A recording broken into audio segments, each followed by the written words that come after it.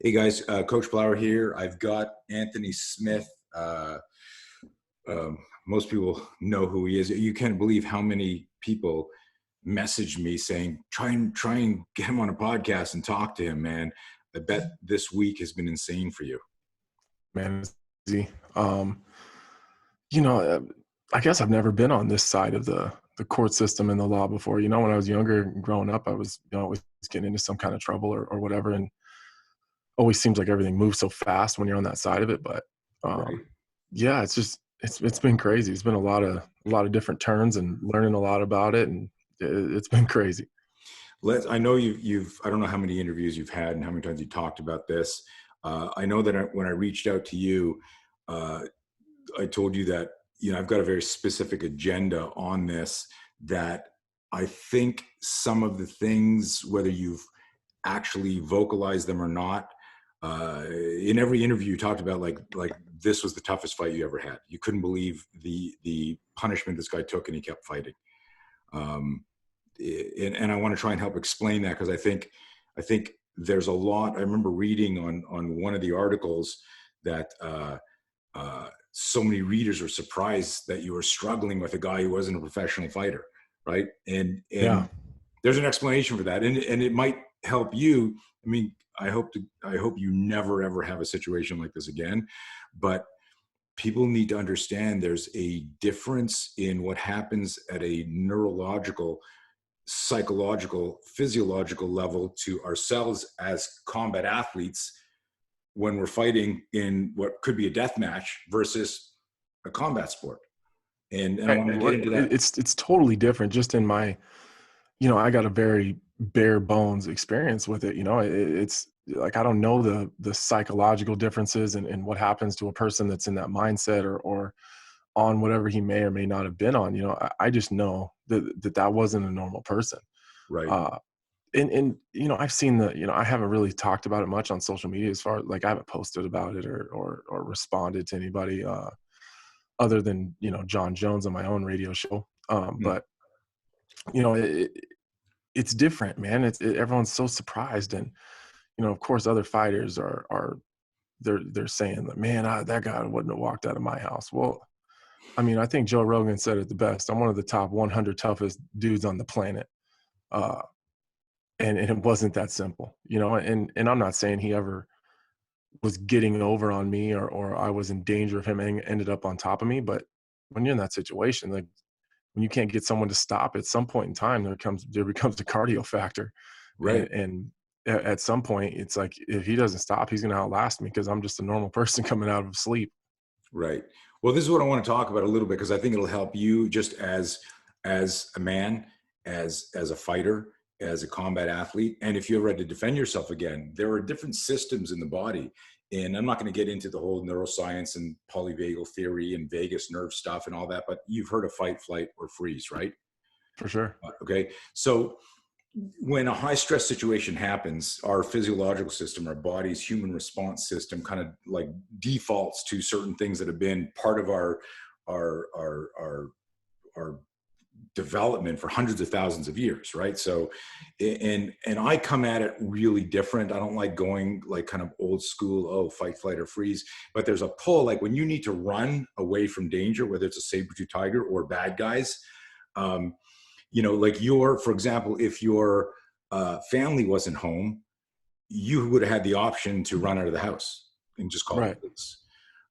Hopefully you'd have done that, because a lot of times what happens is people who do a little bit of training, and even sometimes not, their ego, says, well, I'm going to do this because this is my property, or this is that. And, and you were very, very intuitive in all your interviews. You said, like, someone who breaks in your house in the middle of the night, like, he's not coming in there to watch TV or steal cookies. It's not Santa Claus. And you assumed he had a weapon or maybe an accomplice. Yeah. And that was good. But imagine this. And so one of the things when we were texting back and forth is, I want this to be more about, okay, what did we learn? You, me, and all of your fans, because there's a hypothesis in the martial art world, in the MMA world, that when you train like this, just like some of the posts you alluded to, man, that guy wouldn't have walked out of my house.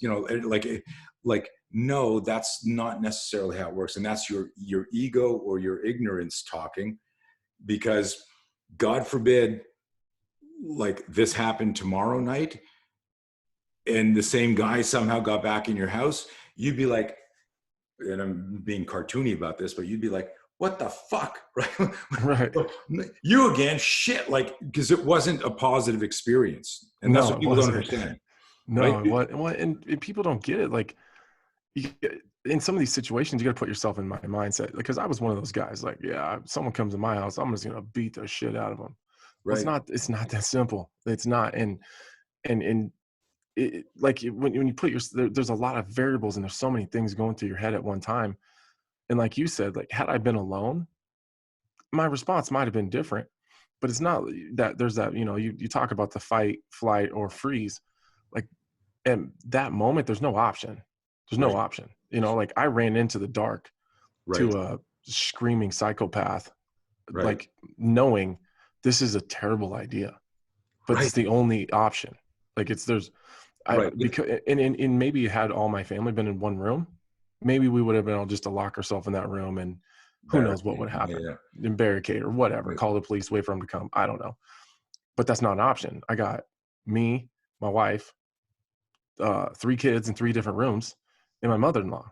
So like, there's no way to get them all right, at the same time at 4 o'clock in the morning. So like my only option is to run into the dark, into the unknown, and just deal with it and hope, and hope for the best, right, and hope that if he shoots me or stabs me or whatever, like I can at least hold him off long enough for them to get out of the house. Like I had right, no intention. Like my mindset wasn't I'm gonna run in, I'm gonna beat the shit out of this guy.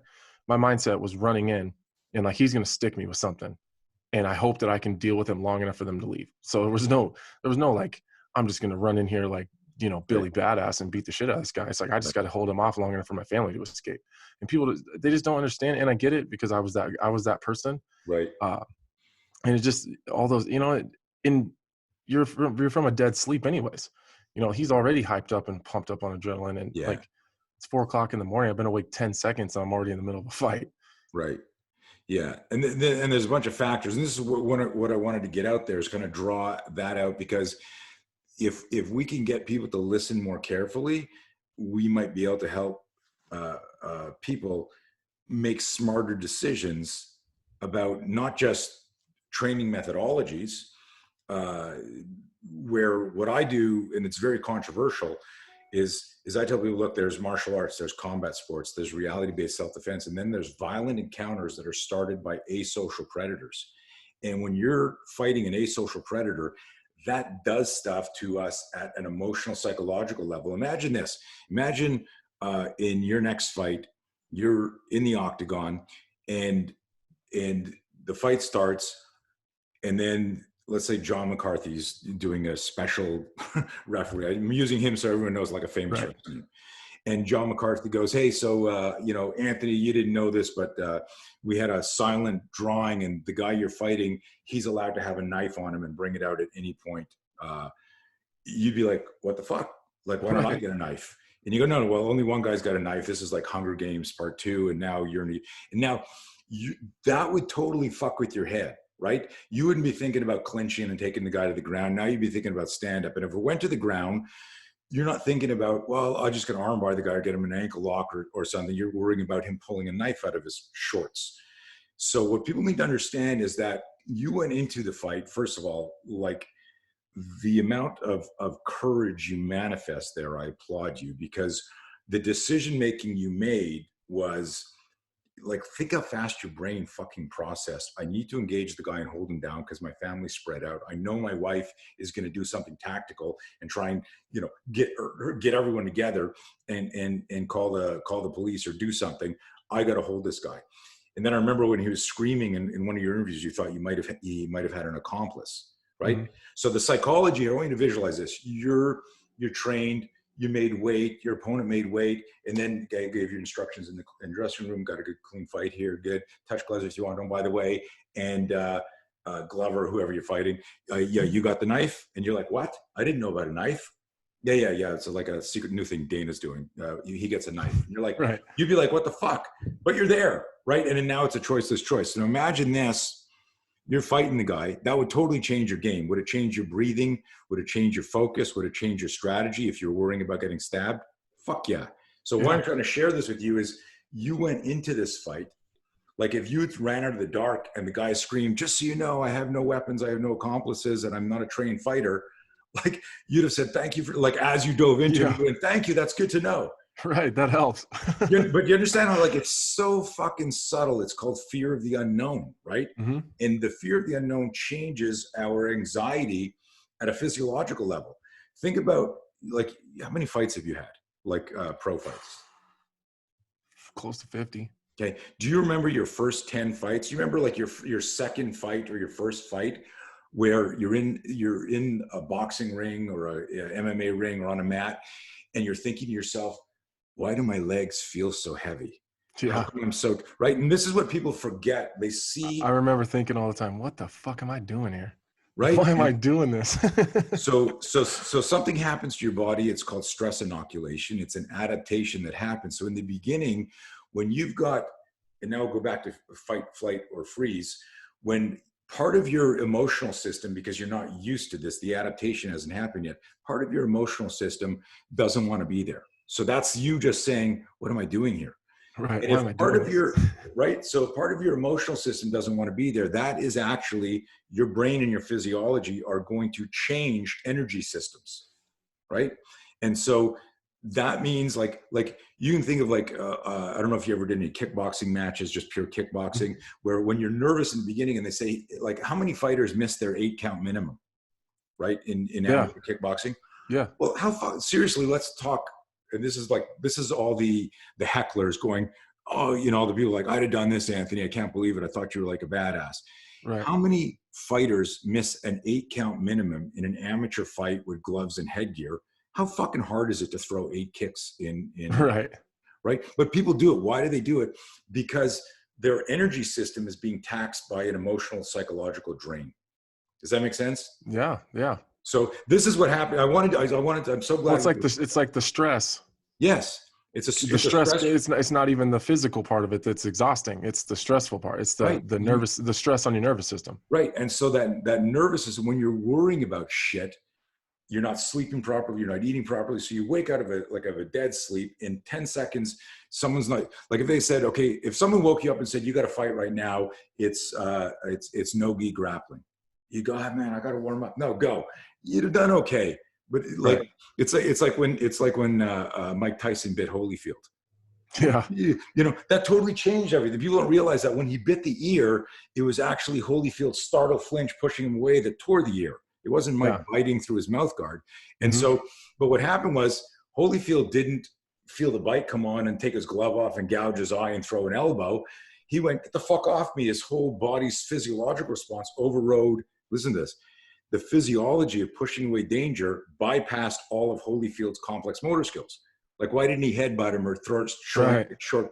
He went to something completely different. While he's already in the middle of a fight. Right. And so he's already fighting and his body reaction was still to push away. Bingo.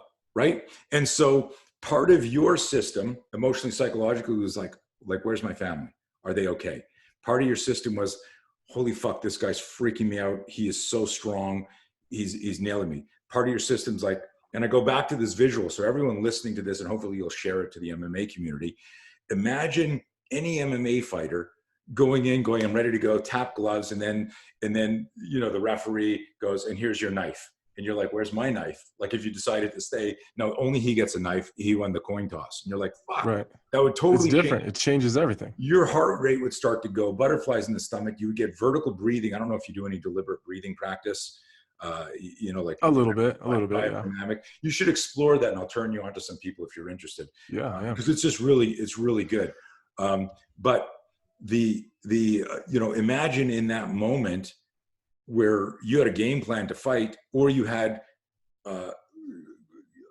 you already understood, like after 50 fights, you know how you like to move and what your go-to moves are.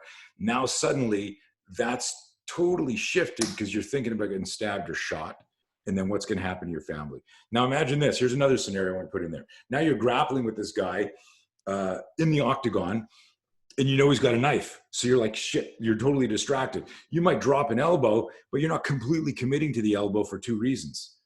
Your part of your brain is radar. Where's his hands? Where's his hands? Is he pulling for That's a weapon? exactly what I was thinking the whole Bingo, time. right? Right? Everyone, it's so, God damn, it's so ignorant sometimes. And I get it because thankfully, not a lot of people have been in this situation before. Right, Uh, so maybe I'm too much of a deep thinker, but I remember being in the middle of the fight and I've been dropping heavy shots on this dude and he just wasn't reacting like a normal person. So I'm like, all right, maybe I should choke him, but he's already not reacting like a normal person is reacting. So let's say I sink a rear naked choke. Once I get it, there's 3 seconds tops. You're unconscious. right, Maybe a solid 1, 2, 3. You're out. No right, matter what, you're tapping or you're out. And in this situation, he could tap all he wanted. It wasn't going to work. Uh, but if he's already not reacting like a normal person, say that takes twice as long, 6 seconds, say 6 seconds, and he's already been trying to dig in his pockets the whole time. So he's trying to get his hands away. So the entire time, I have control of his wrists. So every elbow I'm hitting him with, I'm still holding on to his hands. right, Every knee, I'm pinning his hands to his chest and dropping knees on his head. If he gets a hand loose, I'm punching his head, not because I'm trying to knock him out with that strike, but every single person in the world, I don't care who you are, if someone is punching you in the face, you're always going to bring that hand to your face. covering, you're flinching, you're covering your head. You're gonna cover. It's a natural reaction. People with 20 fights in the UFC, their hands are down and you're on the ground and you strike them on that side of the face, I can guarantee you 99% of the time that hand is coming to his face. So if I want to control the hand, I punch that side of his face. So that's what I was doing. I'd punch him, he'd put his hand back up, and I'd get control of it again. But if it takes me 6 seconds to choke him unconscious and he's already digging in his pockets, how long does it take him to get in his pocket and use whatever's in it on me? And Right, that was my thought process. And that's why I didn't choke him, because I didn't want to let his hands go that long. right. And what a lot of people don't realize. So when I teach, most of the, I don't know if you know any much about me other than if you did any research or whatever, it doesn't matter. But most of my clients are cops and military, and so I tell people, like, when you get a rear naked on somebody, or you get a full armbar on somebody, unless you've modified it, you're tying up both your blocking and striking tools. So if you have a concern for multiple assailants or someone has a weapon, doing a rear strangle or getting a full armbar on somebody leaves their arms free to do Mm-hmm. stuff. So that was very astute and very, you said, maybe you're too much of a deep thinker. Well, Uh, I actually got that from. I've always used that mindset in my fights. Chael Sonnen, and I'm sure a lot of most sure. people know who Chael Sonnen is. Chael Sonnen told me one time that if someone shoots a single leg takedown on you, they don't have your leg. You now have both their hands. Mm, So like that's always stuck with me through my entire career. So if anyone's ever shot on me and it's a single leg, that always pops in my head. Like he doesn't have my leg, I have both his hands.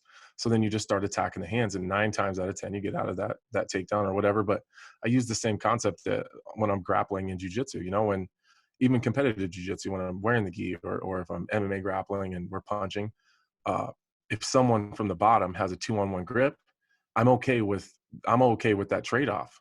And that's kind of how, and that's something I pushed off to the younger guys, that right, if you're in a scramble or a grappling match, or even, a street fight or a violent altercation, if someone has one of my hands with two of theirs, I'm okay to let them keep that. And right. and that's kind of how I've always operated. And that was kind of what was going through my head. Like I need to have control of his hands. I dig it, and it's smart. Did he end up having a weapon on him? Did you find out? No, no. And that's the thing. Like it wouldn't even matter what he said, because everything he said was a lie. When I Right, said, I'm screaming at him and I said, "Are you the only one here?" He said, "No." right, So I immediately panicked, and then I'm going into, like, there's just so many different emotions. Like when I came out of the bedroom, I was almost running anyways. And when I seen him, it was just all that stuff ran through my head and I just didn't stop. right, And he was coming towards me and I just ran him over. Uh, and in that moment, my mindset was like, kill him. Like, I don't know what else to do. Like, I don't have anything. I don't know what he's got. And I just got to crack his head open. Like, I don't know what else to do. And right, then when I started realizing, like, I had control of him and he wasn't going anywhere, but he wouldn't stop, uh, then I started to come back down a little bit. Like, okay, well, I got control of him. He's just not stopping. I'll figure it out, and then, I'm starting to panic because he's not going anywhere. And then he said that there wasn't that there was someone else in the house. So And there's then that panic factor goes back up again. yeah, Like, yeah, oh fuck, I do got to kill him. Like, I don't know what the, like, I guess I joke about it, but like, I think I'm just joking about it because I can't believe in, like, I'm such a nice guy. Like, everyone knows me as the nice dude. I right, don't pick fights with anybody. Like, I do what I do for a living, and I'm the nicest dude outside of that. And on two separate occasions, I was like in that mindset where like I may have to kill another human, and right. I like, it's crazy. It's crazy. I can't believe this shit happened to me. Dude, uh, well, the obvious thing is you made it through. You were courageous. You were heroic. You got through it, and that's why I wanted to talk to you, because there's so much to unpack and unravel. You brought up something that I want to share with all the people out there who went, well, I guess Anthony's not that bad of a badass. After, like, that's all bullshit. Um, Imagine this now, because you just added another factor that I wanted to put into this kind of cartoony metaphor for people out there going, I'd have done this. And you see that all the time. Anytime there's an incident on, anyone who carries a gun goes, that's why I carry. Anyone who carries a knife goes, that's why I got a knife. Anyone who does jujitsu says he should have done jujitsu. Anyone. Right. Well, speaking of the gun thing, just real quick before I forget, everyone's giving me shit because I do carry Okay. and have for a long time, and I bet I haven't slept without that gun next to my bed in 6 months. And if in the time that I didn't before that, it was probably 6 months before that as well. Right. It just happened to be that night it wasn't there. I think you Right. get complacent and comfortable. I live in a really nice neighborhood, Right. in a nice area. So it's, you just don't think about it. Sometimes it seems silly. Like, do I really gotta have this gun next to my bed every night? Right. Uh, I don't think it would have mattered anyways. I really don't. And Internal. I would have been shooting into the dark. Right. Uh, and if I didn't hit him anywhere that was immediately fatal, we'd have been in the same goddamn fight anyways. Right. And then we'd have been fighting over a gun. So, I mean, I just, I'm not saying it wouldn't have been beneficial, but I'm not sure initially as I came out of the room if having a firearm would have helped me anyways. Because I'm not sure that I would have, had I had a good shot and it was clear, I just don't think I just don't know if I'd have been able to shoot into the Do, dark not knowing what I was shooting at. do you train with it? I mean, you've been to the range and you shot it. Yeah, yeah, yeah. And I got a lot of friends that are police officers, lots of sheriffs and state troopers. I mean, most of my friends are officers. So, Yeah.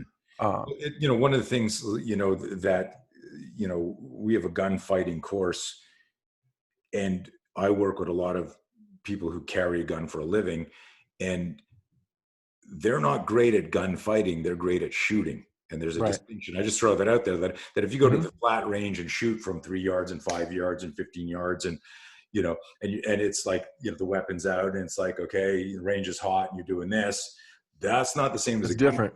And Yeah, it's everything different. and everything that I said to you in the beginning of this call still happens. So, you're still like, holy shit, I can't see him running. He's screaming. Are there multiple assailants? Does he have? And Right. And that's what I mean. I don't know if it would have changed anything. I yeah, really don't, except added another obstacle in the middle of it. Cause now I'm like, and I don't, like you said, like, I don't fight with guns. It's not my thing. I don't right, fight with knives. It's not my right, thing. right, Uh, so adding in a weapon does two things. It brings in another weapon that, if he happens to get a hold of it right, or whatever, which is unlikely, but absolutely possible. Um, that's a problem. And mhm, then two, I'm used to fighting with two hands. right, So not only do I have a weapon that could end up in his hands, but now I'm only one-handed. right, So yeah, I think people forget that. Like, so, yeah, I had a knife, but I had to put it down because I couldn't control him with one hand. right. So I get, I get it. People don't understand, and Yeah. I don't think it's my job to explain it to every single person in the world, No. because everyone thinks I'm an idiot. But whatever. Well, honestly, only idiots think you're an idiot. I don't think you're an idiot. I don't think Rogan thinks you're an idiot. I don't, the, I was interested. I don't know you. I can tell that you're very introspective. You're a deep thinker. I can tell that in what I hope comes out of this is, I got like a couple of questions that I wrote down. Like, if you had one of them is like, if you had to fight this guy again next week, what would you do differently? Like, if someone said to you, hey, Groundhog Day, the movie Yeah. premise, right?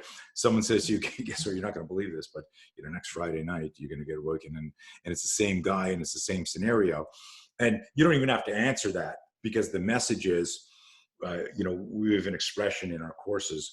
We it's kind of a maxim, and the question is, are you training for your next fight or are you training for your last fight? And it's something that you would apply even as an MMA fighter. Right.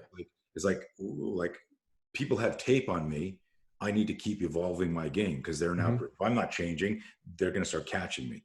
And then if I know who my opponent is, so if you had to fight this guy again, and again, it's rhetorical, it's hypothetical, but from what we talked about and what you've thought about, what would you do different? Yeah. Yeah. That's a good question. I guess I never thought about it like that. And again, like, I'm glad I don't have to answer it right now because I don't know what I would change. I Yeah. mean, as far as, I mean, there's a lot of stuff that I would change, but I mean, if you put the situation exactly the same as it happened, I don't know how I would do it different. I definitely would have to think on it, but there's a lot of things I would do different. Right. Obviously, I wouldn't leave my damn door open. I wouldn't leave the garage door open. Maybe the gun would be by my side. I don't know if I'd use it or not, But, but but this is an amazing thing for you as a man, as a provider, as a protector, as a fighter. Is okay. What are the things? Now, I told you this in a text, and a lot of people don't know this. 10 years ago, my family experienced a home invasion. So me connecting with you is more personal. I wasn't home at the time, and and I just left, and I kind of saw them in our neighborhood, and I had a bad feeling from them, but I was late for a meeting and I left, and they turned around and they were waiting for me to leave, and they came back. 3 guys, one outside, 2 guys came in the house, guns, no masks. And my family ended up, my son ended up calling 911 as they came in. Police got there like within a minute. But, you think about, okay, usually if it's a home invasion, people will conceal their identity unless they're going to do something to the family after. well, unless they're planning on not leaving witnesses. Right, exactly. And so, like, even now, 10 years later, me thinking about that, my inside changes, like my whole physiology changes. Hmm. And my point being here is not to really talk about, what my family did in the home invasion, but after that, because I want you to be safer, even though we just met, after that, it was like, okay, what did we do right? What did we do wrong? How did they get in? We've got 5 dogs now. At the time we had like one of the like a one purse dog. Like my wife had a little Yeah, yak. we had two French bulldogs. You They're know, not doing shit. right? So it was But like, I get what you're saying as far as changing how we operate moving forward, and then a lot of that stuff's already in the process. I'm sure Tim Kennedy. He's mhm, got a big, he's got his big preparedness class and readiness courses. He he's offered those to me and my wife. So excellent. we're gonna take those. I'm picking in 5 weeks. My dog will be ready. I'm picking up a personal protection Malinois from Connecticut. Nice. So There my you go. kids have their Frenchies and dad can have his monster. Right. Um, and and there's a lot that goes into even finding the right dog. Yeah. You gotta have one it all depends on the personality. You gotta find one that's good with families, good with other dogs, Yeah. well trained, can be controlled by a woman. So that was its own process doing that. And then like you said, I don't want to be just a good shooter. Like I need to know when I'm out of town working for ESPN doing analyst gigs, or I'm fighting, or Your family's I'm protected. in Denver training. I need to know that there's multiple layers of security. I feel so stupid now. We have a brand new security system in our house. It's never even been armed before. Right. It's probably only 6 months old. It's Right. never even been armed. So why do we have this nice, super complex security system if we're not going to use it? So Yeah. now we're using the security system. We're adding cameras, and we're like, maybe it seems a little bit over the top, but I would rather be too prepared and too safe than what I just did in super lackadaisical and garage. I couldn't tell you how many times I left the garage door open and then came outside and thought, ah, shit, I hope no one stole anything. Never even considered that Right. the inside door goes right into the house. Never Right. even thought about it, and maybe that's some of it's the region where I live, like there's not a lot of crazy stuff like that happens in Nebraska. It's fairly calm, and it does happen obviously, but um, it's just not something we think about. It doesn't happen, and especially in a really nice neighborhood, lots of kids, some teachers, cops. It's super blue collar. Yeah. And that's my own ignorance for even thinking like, oh, that would never happen here. And then also like, who's dumb enough to break into my house? Right. Like saying that before, like someone who doesn't know who the hell I am. Like, I don't know how I missed even thinking about that. And then, someone who doesn't give a shit. If you don't give a shit who I am, you're a goddamn psycho. Right. Oh yeah, no, no, those are all factors. So that's great that you're doing all that. Let's come back to, uh, you know, this idea of an asocial predator. That's somebody who doesn't really give a shit if they live or die. They're freaking nuts. And you know, if you talk to your law enforcement buddies, they'll all know what EDP stands for, emotionally disturbed person. And I saw a video of this guy that was going on in the net of him screaming at somebody's house. I mean, that guy is emotionally disturbed. He's on some serious drugs. He's nuts, and that taps a different level of strength in the individual. So he could be 160, 70 pounds, and you're way bigger than him, more experienced than him, but he's got this crazy strength. And there's a factor here to all the martial artists listening to this, you know, everything that Anthony said, and there was one other scenario that I wanted to put in there as far as a distraction. I started to get to it, but we went down another path. You're in the ring, you're ready to, you got your strategy, you got your plan, and then the guy says, okay, by the way, your opponent gets a knife or a gun, you'll find out. And you're like, what? Totally, you're distracted. That throws off your game.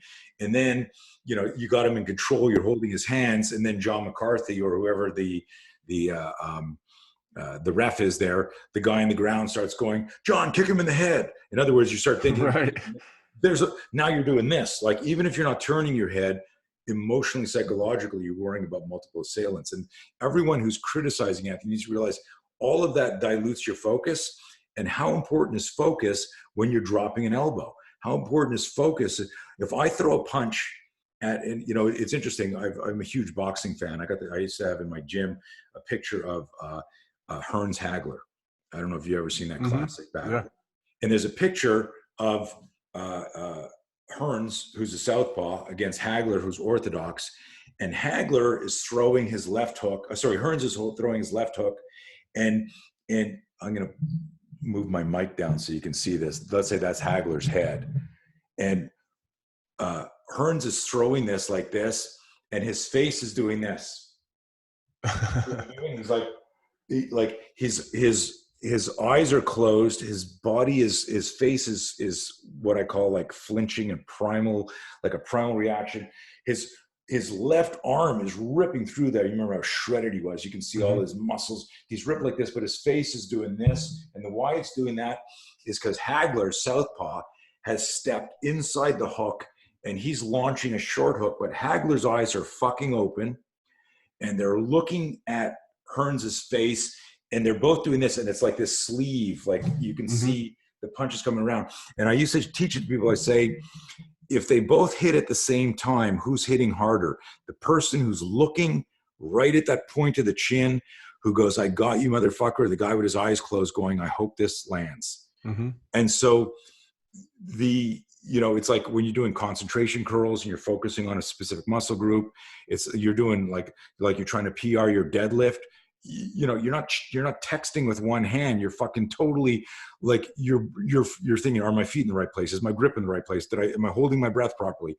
People don't realize that if you're worried about a second threat and you're worried about a weapon, that however hard you are headbutting or elbowing or kneeing, it's take off 50% of your potential.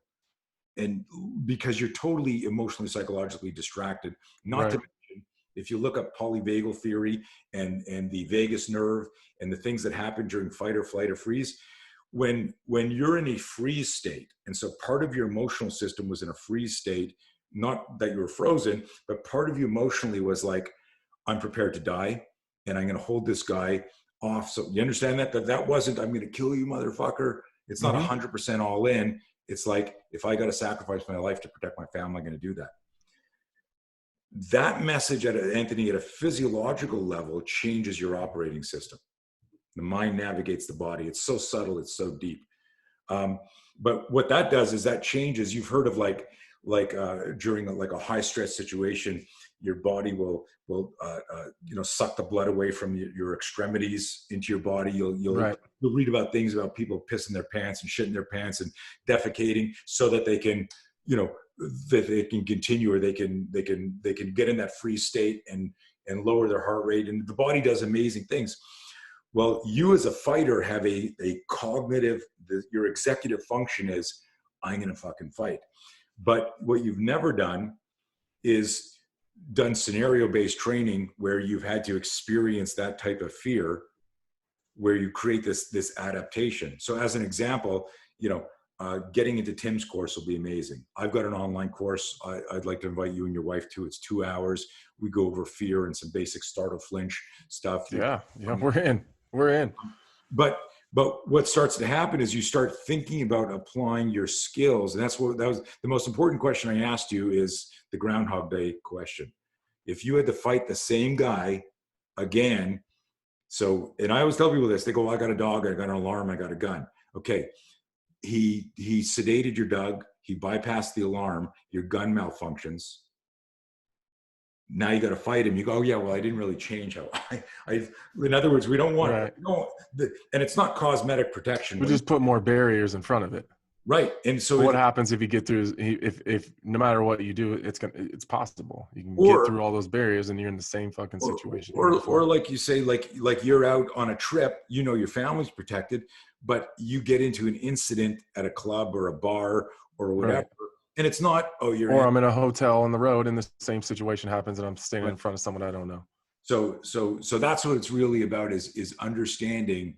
I used to do some stuff. Well, not used to, I still do. I got a program called Combat Calisthenics. And what we do is we would reverse engineer the training based on what do you need to do and for how long. So I used to have, I'd have like a fighter on a treadmill. I'd get him up to 180 plus beats per minute and do a sprint so that he was so aerobically taxed and anaerobically stressed. And then I would have him get off the treadmill and do complex motor skills, start doing like pummeling or get into because there's a theory out there that says, well, when your heart rate gets over 180, 188 beats a minute, your complex motor skills go out the window. Well, I'd say, well, what if you get that fear spike?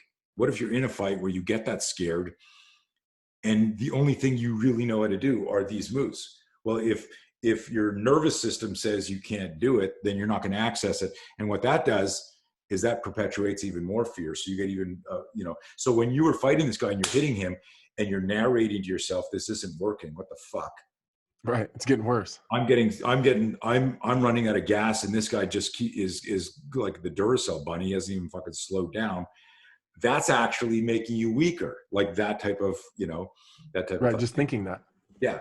So this is very cool. I hope this is giving you ideas. Yeah, it is. Well, and I think something as I'm just thinking about it, as we're talking about that fight or flight or freeze, reactions. Like, I think people are forgetting that he was already crazy when he came in here. Right. And now he's got someone on top of him beating him to death. So he's in the exact same reaction, right? I would imagine. So his adrenaline, and I could see him go through the emotions at the beginning. At the very beginning, when I started getting close, I could see his face, and it was that same face you've seen in the video. He's flexing, shaking because he's screaming so loud. I've never even heard a person scream like that before. Right. All the way till he ran out of breath, and then when I hit him, he was taking another breath, trying to get another one out. And then from where I hit him to where we landed was several feet. So, I took him off his feet as I was going through him. And then initially he looked terrified. And I don't know if that was, he was expecting me to run from him, because the house he was in previously, he was in this man's bedroom. The guy woke up to him in his bedroom and yelled at him, and he ran out and ran out. Like he was kind of creeping up on him quietly while he was sleeping. The guy woke up, yelled at him, and he left. So he ran him out of the back door. And that video that you've seen of him screaming was him trying to get back in the front door after he ran around the house. Wow. Was that the same thing that he came right next to yours? Or it's 4 houses away. So it was the same, like he came within minutes. Yeah. Within minutes, he was in mine. So from the videos and the one of the neighbors' cameras kind of messed up on the time, but it looks like it's between 4 and 5 minutes. Wow. He tried to get into some cars, couldn't get in the cars, and then came in my house. So it was just a few minutes after he was already in that guy's bedroom. So he was already amped up and hype when he came in. And I don't think he expected me. I think he thought he was going to scare me. Right. And I don't know what his plan was. I still don't. And then I think initially he was terrified. Like, oh, holy shit. I don't think I think he thought, I'm going to scare the shit out of this guy. And then all of a sudden he's on his back. But that fear that he had immediately turned to anger. Immediately. It was just a second. a split second, I seen his face and he looked terrified. And then I think maybe he into that whole fight or flight or freeze where he's like, I need to fight my way out of here. Right. So it could have just been it was like a perfect storm where I don't, when you use the word fear, like that word means something to me now. Right. I've, I've never, I'm not sure I've actually ever been afraid of anything before in my whole life. And that's kind of been my kind of claim to fame, I guess, as far as my fight style and my approach to fighting and stuff. After my first couple amateur fights in 2006, I've been chasing that fear feeling, that nervousness that I used to have, and I haven't had it since. I'm like, Mm. people get weirded out when I'm in the back. Like I'm super chill. I'm napping till 15 minutes before my fight. I wake up to wrap my hands and we go. And Mhm. that's it. We warm up quickly and then I go fight. Um, I don't get nervous. I just never feel it. I don't feel it like other people feel it. And I think some of that is a perception of what those feelings in my stomach are, because I do get excited. I get those butterflies I perceive that as excitement. I think someone else who feels those feelings exactly the same way I do probably perceive that as nerves or Right. fear. But I didn't know it was possible to be that afraid. When I turned the corner and seen and well, when my wife said, when she hit me and woke me up and said, "Anthony, someone's in the house." And I sat up and I heard it immediately. That's a man's voice. That's not any man I know. And there's no one supposed to be in here. And then when I turned the corner and I seen like the shadow of him, like I've never in my entire life been that afraid. I mean, I wish there was I wish there was a stronger word than terrified. Like terror doesn't even capture it. And then when he said that there was someone else in the house, I there's no word for it. There's no word. And like that's the driving force in the things that I'm doing now is I never want to feel that feeling again. It was I will. so like when you say fear like that, it's crazy that like I got fear tattooed on my hands. Right. Fear none tattooed on my fingers. Right. Like So doesn't mean shit now. yeah, yeah. You know what I mean? Like I got a ridiculous saying on my fingers now because up until this point, I don't think I've ever felt like actual fear. That's crazy. I have an expression. I actually have a course called No Fear, KNOW Fear. That's the shirt I'm wearing. And I'm going to send you. I'm going to send you a VIP code for it to check out. Um, because it's about how do we take the fear spike and use it as fuel to supercharge us as opposed to sap us of our energy by contaminating our thoughts, right? And so we use the acronym false expectations appearing real.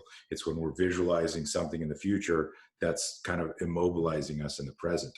And so when you're on top of somebody worrying if he has a knife or a gun and he doesn't, it's still changing your performance in the present because you're worrying about a future event that hasn't even happened. Mhm. And sometimes you necessarily need to do that. I'm not saying don't misunderstand that like, oh, cavalier, I should, anytime I get in a fight, I'm gonna if I think he has a gun, I'm gonna pretend he doesn't and do this. No, because he might. You Because you need might, yeah. you need to take those precautions. But you know, here's an interesting thing is one of the lines from a course is you can't be brave if you're not afraid. You can't be brave if you're not afraid. And it's very subtle and I love it. And I love sharing with people because there's a whole bunch of people out there, man, that think that being afraid is being a pussy or being a coward. And I got to tell you, for someone who's had as many fights as you, who says, I don't think I've ever been afraid. I get, whoever raised you and whatever process you've assimilated where you've been able to identify, like I was a competitive skier growing up. I grew up in Canada and I used to get butterflies and sweaty palms before races. And I always associated these physiological changes as lack of skill. I was like, if I'm so good, why am I so scared? Think about that line. If I'm so good, think about how many fighters or how many athletes never actually peak or get to that next level because they can't reconcile what you went, this anxiety I have is because I want to do well. That's the when we're working with people, we're coaching athletes and stuff, we're going, if you got a fear spike and you got butterflies in your stomach, that's because you want to perform well. That's because you know what you're doing. It might be dangerous, but you want to do well. other people who don't think that, they, like me as a skier, I was good, but I was never great because I always carried the weight of fear on me. So I was skiing with this fucking backpack of fear. And that, Right. so when you're grappling with this guy, you know, imagine if you had to fight with an extra 22-pound, like a weight vest on, right? I'm sure you've done workouts with, Yeah. you know, like Murph from CrossFit or whatever. And, you know, and doing, you know, 300 push-ups and 300 squats with a 22-pound weight vest is fucking horrible. It's bad when you don't have the vest. So when you've got the weight of fear on you, that saps your energy. And then, you know, what did Lombardi say? Fatigue makes cowards of us all. You start to get tired, and now your brain starts going, you're getting tired. I don't know if I can, you know, because you can't fake endurance. You No, can't. you can't. You can push as hard as you want. Everyone, you know, oh, he didn't have enough heart to push through. That's not heart he's missing. You know what I mean? That's Right. conditioning. That's air. That's Right. oxygen. Yeah. Yeah. And halfway through, I remember thinking halfway through, hold on, baby. Hey, grandma's downstairs.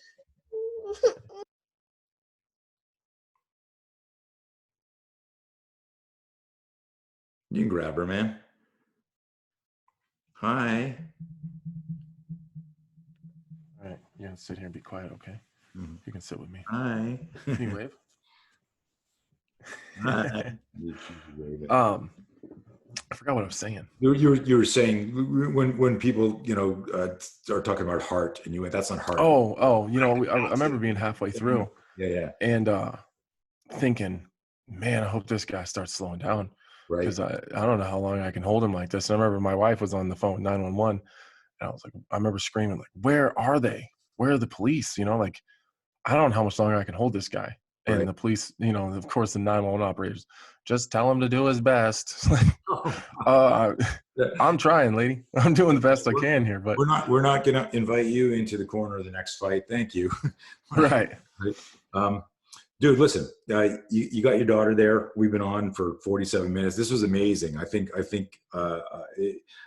just wanted to kind of like pick your brain and share some ideas, because again, just meeting you, didn't know that you were a deep thinker. I want you to like step away from this and go, okay, we're doing all that stuff, but what am I doing for me? And now understanding also these energy systems, how they can distract you, and how a psychological thought that if you're worrying about something, that can actually change how you can access movement and energy. It can distract you. Just like for everyone listening going, well, why didn't you do this? Why didn't you do that? When you're really, really scared, that changes stuff. And you know, you can go, I don't care if I have to tap out or if I get knocked out or whatever like that. But if you don't want to die, because you know if you die, then maybe your family dies, that changes your focus. And the two hypothetical scenarios I gave you, where if you actually had, you know, for everyone who's a sport fighter, martial artist out there, that's wondering why a pro fighter couldn't just subdue this guy. Last thought I want to share with you, and this is the difference between flat range shooting and gunfighting, where you're contact shooting, you're offline shooting. That's the difference between, listen to the language distinction. You practice submitting, but you don't practice subduing. Yeah. Submitting somebody is psychologically, I'm gonna break you emotionally, psychologically, I'm gonna make you tap, and I'll break your elbow if I have to, but I don't want to. Subduing is what you do in a death match. I need to subdue this threat. And that changes some of the things you might do with your striking patterns and your grappling patterns. And I distinguish that the difference between grappling and ground fighting. Right. Right. So something to think about. And just you as a deep thinker, go, okay, if I had to fight this guy next week, you know, when I was trying to secure his arm like that, maybe at that point I should have bit his ear off. Maybe at that point I should have bit his nose or bit his neck. If I thought he was going to kill me, I need to kill him first, because you can't be second place in a death match, right? Right. There's definitely in the physical part of it. There's a lot of things I would do different. Yeah. You know, and I honestly, it's a good. I like that you posed that question, because it gives me something to think about, anyways. But even just sitting here as you're talking, you know, thinking, I can see your brain on this call. yeah, yeah. I'm just over here like, all right, I get it. Like, now you got my brain turning. you know, like even the term ground fighting and Yeah. grappling, it's different. Submit versus subdue, and grappling versus ground fighting, and use your grappling in. So when I'm teaching guys, I go, you use your grappling to stabilize somebody to inject some sort of strike, because you know, you get your arms around somebody, and if his chin's in a little bit or if his shoulders up a little bit, that 3 seconds hypothetical that you learned sport grappling with people is really 7 or 8 seconds or 12 seconds. If one carotid is sealed because the guy does this, he flinches and you're on him and you're trying to get it in there. But now remember, you're going, is there another person there? Is he getting a little knife out of his pocket? Is he going to stab me in an artery? I'm going to bleed out, right? It's all these thoughts go through your head and they change, they sap your strength. But when you start thinking about those things, and listen, you also have me as a resource now, you know, for ideas, you know, and I'll shoot you some ideas and some links to some stuff, and I'm there as a resource, because it was a little bit personal to me, because I've had the home invasion with my family. It didn't turn physical, and I think it could have gotten really awful. But my son at 16, 17 at the time, it was 2010. You know, he was upstairs watching football and heard them come in and had a handheld phone and called 911. And had they not been there, like you said, you know, no masks on and guns. What's You're fine. Yeah, she's downstairs. Go ahead. Just open it. Sorry, she just woke up from a nap. She wasn't supposed to be awake yet. No, you're 100% right. Like no one comes in with no masks on. You are killing me. Come here. Weapon. She's a. Hey, can you say hi? Hi. We're almost done. Okay. Okay, just go unlock it. Go open it. Well, I guess she's sitting here with us. Yeah. Let's wrap up, man. Well, you know, well, let's do this again sometime for sure. No, I dig it. I'll send you some information about that 2-hour thing. I'd love you and your wife to do it and mess around with it. I'll send you, you know, the program on fear. You know, it's a whole reframe. It's basically, it's just understanding the neural circuitry of fear in your brain, so that when you get a fear spike in any situation, if you know what's going on, you can convert it faster to energy, as opposed to, oh my God, why am I out of breath here? Why do I feel weak here? Like, what's going on? And when you're educated like that, you go, okay, I know what's happening, and you can kind of breathe into that. And in a violent encounter, I always joke, well, you know, you can't meditate and relax, and you got to take care of shit.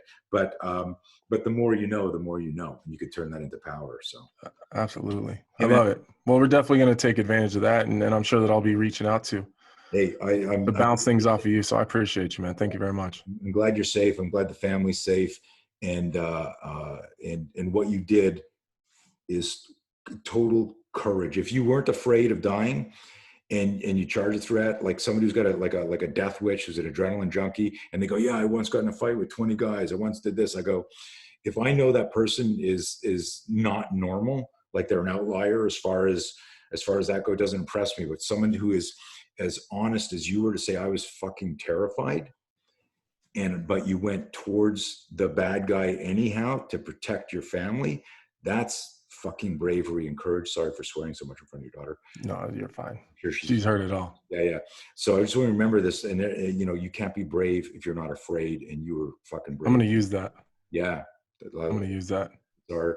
It's you know, one of the most important lines in our no fear. What's Grandma doing? Grandma's doing something, but Grandma's doing something. All right, man. Well, it was great talking to you. Yeah, man, good talking to you. And, let's stay in touch. Take care, Anthony. All right, bye.